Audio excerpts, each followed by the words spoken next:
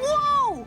What magical place of mysteries is this? The first thing that I've always liked about this episode is how it gets going immediately. There's no bullshitting around. They warp in, say, here's the plan, and get to work. There's no fluff. I'm always fascinated by communications infrastructure, and this communication hub is no exception. I'm curious if modern gems still use technology like this, or if they're onto something completely different by now. Like how we had those old radio dishes during the Cold War before we learned how to shoot satellites into space.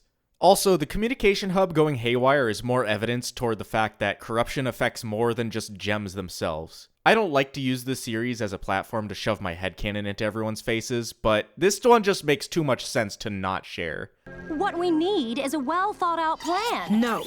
What we need is Sugalite. This is kinda unexpected, right? In every previous episode, the gems have been trying to save and preserve every gem and structure and artifact that they deal with. This time, they want to wreck this thing. I can't be the only one who finds this weird.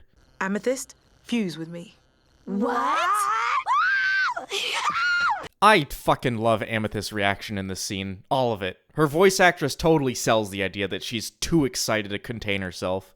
You and Amethyst can be a little unstable when your personalities combine. Why is this exactly? It's always been a mystery to me. If I could describe Garnet in one word, it would definitely be composure. When you throw Amethyst into the mix, what happens to that composure? Where does it go? I just think it's a case of fusions being more complex than just the sum of their parts. They're their own people with their own personalities. That's what makes fusion so interesting. We don't need to be careful. We just need to be huge. This feels like, to me, the exact moment that Estelle finally settled into her role as Garnet. This line is great, and after this point, there aren't really any notably bad line reads like we had earlier in the season. What? Pearl, come on, I want to see. Can you blame anyone for interpreting fusion as a metaphor for sex when you have provocative dancing and Pearl covering Steven's eyes like it's something inappropriate? I like this weird hair thing Amethyst does. I don't know what to call it, but it's cool.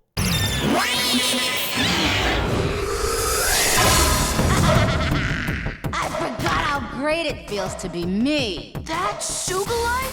You got it, baby. First of all, Nicki Minaj fucking kills it in this episode, and I'm glad she does because they blew the budget on her and she never came back to do more. What a fantastic first line, too. Opal didn't get a cool first line, but a lot of other fusions do, and they're usually pretty memorable. Second, I said Lion had my favorite character music in the show, but Sugalite's theme is a close second. It's my favorite fusion theme by far. Garnet's bass and Amethyst's drums go perfectly together. Hey, Steven, wanna see something cool? That phrase, wanna see something cool, is totally hijacked by that guy on YouTube Shorts. I like that guy's videos, but man, I can never hear that phrase again without seeing his face. Watch it! Steven! There's another injury that would have 100% killed anyone else, but Steven just tanks it because he's part gem. This is super minor, but this scene actually breaks the Steven's point of view rule. It happens occasionally, and when it does, it always is really minor. I only mention it here because Steven is entirely gone from the scene, so there's no way he could have witnessed the rock breaking the warp pad. But I always say writers should break all the rules if it makes for a better story. Lars is fucking tall, or that chair is fucking short. Either way, he does not fit in that seat. Whenever a character has a fucked up mouth or face, why is it Sadie like 90% of the time? I think Lars has a great voice actor, but man does that fake laugh suck. God. What was that? You just ripped it off. I know the joke is that Lars is wimpy, but Sadie has to be fucking jacked to do something like that. Let's work out together. You could beat up Lars, and you don't have to starve to death if Sadie divorces you. This joke is a total non sequitur, but I love it. It makes me laugh every single time. Steven's enthusiasm is what really sells it. Greg just has that? A whole workbench? I mean, I guess there just isn't much room in his storage unit. I also don't think that workbench got used. It looks like he got too ambitious. I've been slacking on my workout routine for a few weeks, months, years, decades. I'm in this episode, and I don't like it. Hey, Pearl, come to check out some buff studs? No.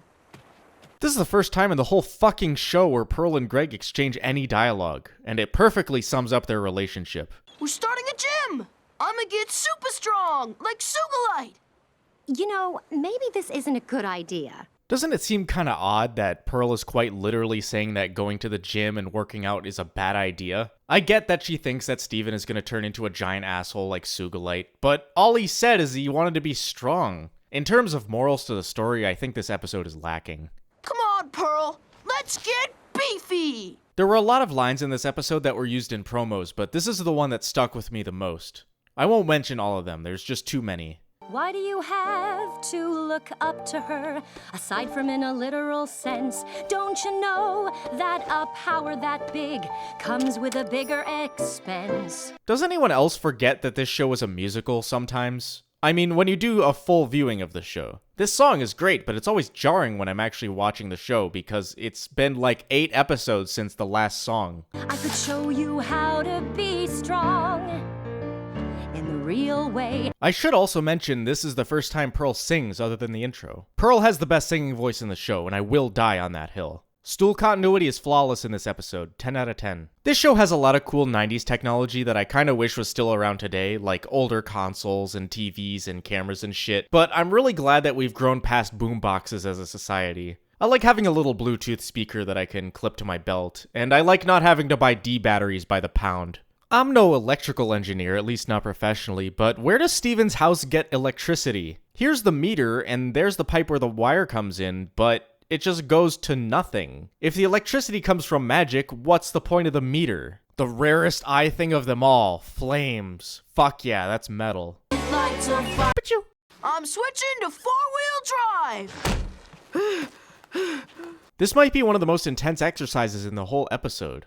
Tires are like 20 pounds each. This is like Goku training with weighted clothes. What's with Greg in this shot? Why is he so small? It looks like he was added into the scene later. Fucking weird. This is just a game, not the game. By the way, you all lost. Fuck you. What kind of rocks fall from the ceiling in a wooden house? I asked about the cardinal directions in a previous episode, but now we have solid evidence that the temple faces directly to the east. Also, this is one of the first times I've actually seen the sun in the background, so that's why it's taken so long to find this out.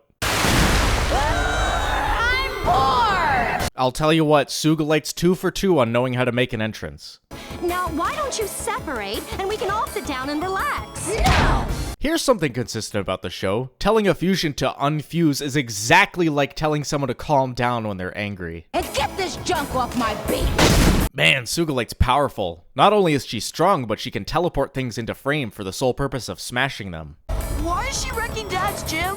Why is she attacking you? That's kind of the same thing I'm asking, and what I was asking at the beginning of this episode. What about this combination makes this fusion so unstable, but not unstable enough to come apart? Are Garnet and Amethyst really this self-centered together, or do they harbor some sort of hidden vitriol toward Pearl? I get Amethyst and Pearl bicker all the time, but they don't fight. Well, if they do, I'm sure Garnet would be the one to stop them. So where is Garnet now? Why isn't she stopping this? This fusion is cool as fuck, but her mere existence makes no fucking sense. I swear to God, I'm gonna use this exact same rant like 2 seasons from now. There's a background error in this shot. The stairs to the house are destroyed, which doesn't happen for another minute or so. Do you think Greg knows enough about fusion to know that this is Garnet and Amethyst? He's probably not focusing on that though. His thought is, I gotta get the fuck out of here. Steven bouncing back from injuries is understandable, he's magic, but Greg gets kinda fucked on at certain points in the series. Man is just built like a fucking tank, I guess. Is this a tear, or is this a fucking booger coming out of Pearl's nose? Yes, you can! Come on, you always know what to do! You've gotta show her what you showed me! That you're strong, Pearl! Strong in the real way! I like this moment, I really do. Characters doing uplifting monologues with awesome music in the background is my true weakness. But think about this for a second and it kinda falls apart. Pearl never showed Steven anything in this episode. She sang about it, sure, but then she just avoided confrontation the rest of the time. Part of me thinks something was cut from the episode to make time for the song, which is fine, this episode works perfectly without anything more.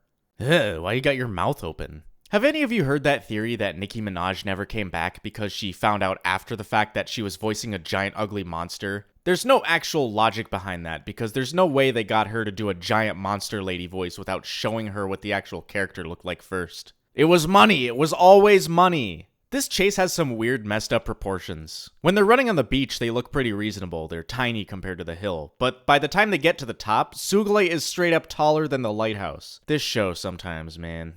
Yeah, Sugalite just overworked our bodies. It's a little painful.